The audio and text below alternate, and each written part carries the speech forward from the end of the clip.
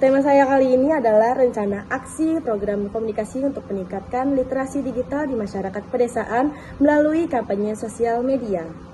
Tema ini sesuai dengan bidang ilmu komunikasi karena terfokus pada strategi komunikasi untuk mengatasi kesenjangan informasi digital. Program ini juga melibatkan analisis audiens, pemilihan saluran komunikasi seperti media sosial, pengembangan pesan persuasif, dan evaluasi dampak yang merupakan elemen suatu kunci dalam teori komunikasi seperti model Laswell. Siapa, apa, saluran, kepada siapa, dengan efek apa.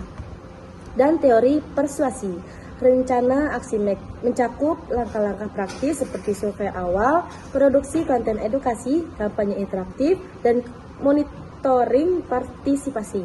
Bertujuan juga untuk mengubah perilaku masyarakat pedesaan untuk lebih bijak dalam menggunakan teknologi digital. Struktur plan book atau proposal PPK dengan 5 bab utama. PPK itu adalah program pengembangan komunikasi yang merujuk pada proposal atau plan book untuk program komunikasi yang biasanya terstruktur dalam 5 bab utama untuk memastikan kelengkapan, logika, dan keterlaksanaan. Struktur ini mirip dengan proposal akademik atau bisnis di bidang komunikasi dengan fokus pada perencanaan, pelaksanaan, dan evaluasi. Berikut kami jelaskan masing-masing bab.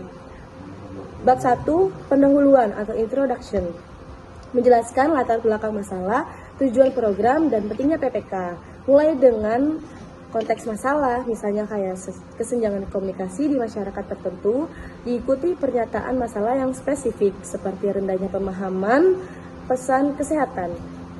Terus menjelaskan suatu tujuan umum dan spesifik, seperti misalnya meningkatkan kesadaran 20% dalam 6 bulan, serta manfaat program.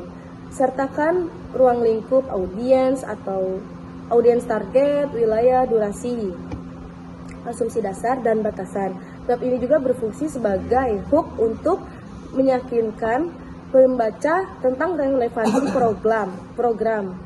Seringkali mencakup hipotesis atau pertanyaan penelitian jika bersifatnya akademik. Bab 2, tinjauan literatur atau analisis situasi, literatur review or situation analysis. Bab ini mengulas teori komunikasi yang terkait, terus juga analisis situasi saat ini dan data seperti pendukung. Tinjauan teori-teori relevan seperti model komunikasi Shannon-Weaver atau teori agenda setting, serta studi khusus serupa kayak misalnya kampanye komunikasi, kesehatan yang sukses. Lakukan analisis SWOT. SWOT itu strength, weakness, opportunities, threats. Untuk situasi saat ini, termasuk data demografis audiens, analisis pesaing, dan tren komunikasi seperti penggunaan media sosial. Sertakan sumber data primer seperti kayak survei, wawancara, dan sekunder, laporan pemerintah. Bab ini membangun dasar ilmiah, menunjukkan bahwa program didasarkan pada bukti, bukan cuma asumsi. Bab 3, strategi dan metodologi atau strategi or metodologi. Bab ini merinci pendekatan komunikasi, metode pelaksanaan, dan rencana aksi. Menjelaskan strategi komunikasi misalnya pendekatan persuasif atau edukatif, pemilihan saluran kayak TV, radio, digital, dan pengembangan pesan, konten yang menarik, bahasa juga yang harus sederhana. Rinci metodologi seperti desain penelitian kuantitatif atau kualitatif. Teknik pengumpulan data, survei, pre-post, dan timeline kegiatan fase perencanaan, produksi, distribusi. Sertakan diagram alur atau Gantt chart untuk rencana aksi harian atau mingguan. Bab ini juga terfokus pada keterlaksanaan dengan justifikasi mengapa metode ini efektif berdasarkan teori komunikasi. Bab 4, rencana implementasi dan anggaran. Bab ini menjelaskan seperti kayak langkah-langkah pelaksanaan, sumber daya, dan suatu anggaran.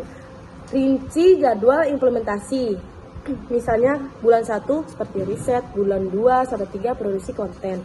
Tim yang terlibat koordinator, kreator, evaluator, dan sumber daya seperti peralatan atau mitra. Sertakan tabel anggaran detail seperti biaya produksi, distribusi, honor tim dengan estimasi total dan sumber pendanaan. Jelaskan juga seperti risiko potensial dan mitigasinya. Misalnya, hambatan teknis. Bab ini memastikan program realistis dan dapat diukur. Seringkali mencakup indikator keberhasilan awal. Bab 5. Evaluasi dan kesimpulan. Membahas cara mengukur keberhasilan program dan menyimpulkan rekomendasi.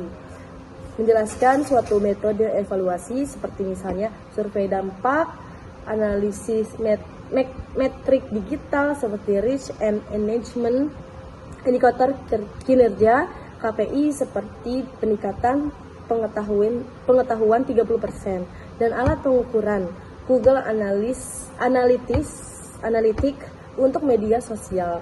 Sertakan kesimpulan tentang potensi dampak jangka panjang, rekomendasi untuk skala besar, dan pelajaran yang dipetik. Bab ini juga menutup proposal dengan refleksi, memastikan program dapat diperbaiki berdasarkan feedback dan seringkali mencakup lampiran seperti formulir evaluasi.